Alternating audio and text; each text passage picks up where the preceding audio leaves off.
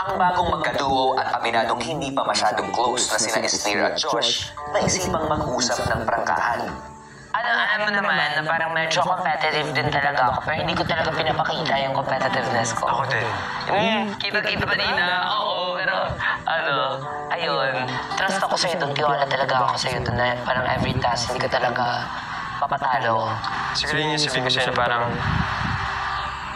kaya rin yung umiiyak lahat, tapos bilang, yung sa'yo joke. I mean, it's funny, pero siguro not the right time. Yeah. Siguro yun lang akin. Kaya yun yung inaano ko, yun yung parang, kasi ako aware din talaga ako. Kaya yun yung parang nilalesson ko talaga. Thank you for being honest, diba? Kasi parang aware ako. What do you think with me?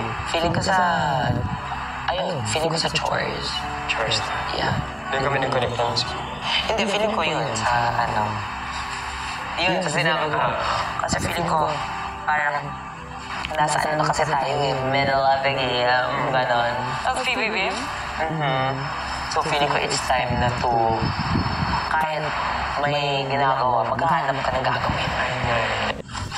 Panibagong adjustments at pagbabago sa samahan nga ang muling magaganap dulot ng pagkabuo ng bagong duos. Tulad na lamang ng naging usapan sa pagitan nila Esnir at Josh at ang iba pang epekto nito sa iba pang mga housemates, abangan natin sa mga susunod na araw. Samantala, speaking of pagbabago, bago makasama rin ang gugulat sa ating mga housemates at ang unang pagkausap sa kanila ni Kuya, narito, panoorin nating lahat. Sa confession room ay kausap na ni Kuya ang dalawang bagong housemates niya.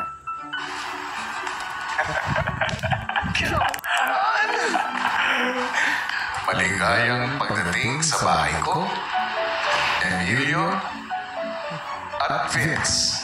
Salamat, Kuya. Maraming salamat po, Kuya. Kamusta ka, Emilio? Sobrang saya po.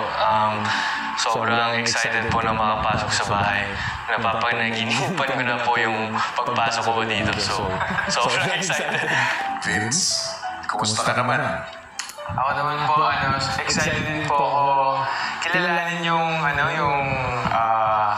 kapamilya housemates, pati syempre kamustahin din yung mga apo sa housemates. Ano ba ang inaasahan nyo sa pananatili nyo dito sa bahay ko? Sa akin po, ina-expect ko po yung sarili ko na matututo po ako dito sa bahay niyo po. Hindi lang sa sarili ko, pero sa mga makakasama ko po, sa mga kasalamuha ko pong mga tao dito. Sana po mas mapabuti po ako dito. Kasi, syempre, ako po, naniniwala po ako na kada experience na mapupunta ko, may madudulot po ako. So, sana po makatulong tong experience na to na makapasok ko sa bahay niyo. Doon sa pagiging pagkatao ko, sana I can be the best version of myself after coming here. Boys, sa pagpasok niyo sa bahay ko, ay isang task ang ibibigay ko. And let's go! Abangan bukas!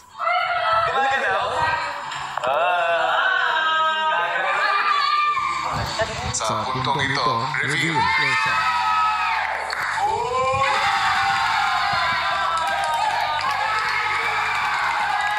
At isang pagbabahagi ang matutunghayan. And life is hard. And if life were easy, then are you actually living? Lahat ng bagay, madali lang para sa akin. Parang perfect yung buhay. Ito na yung time para sabihin sa inyo lahat.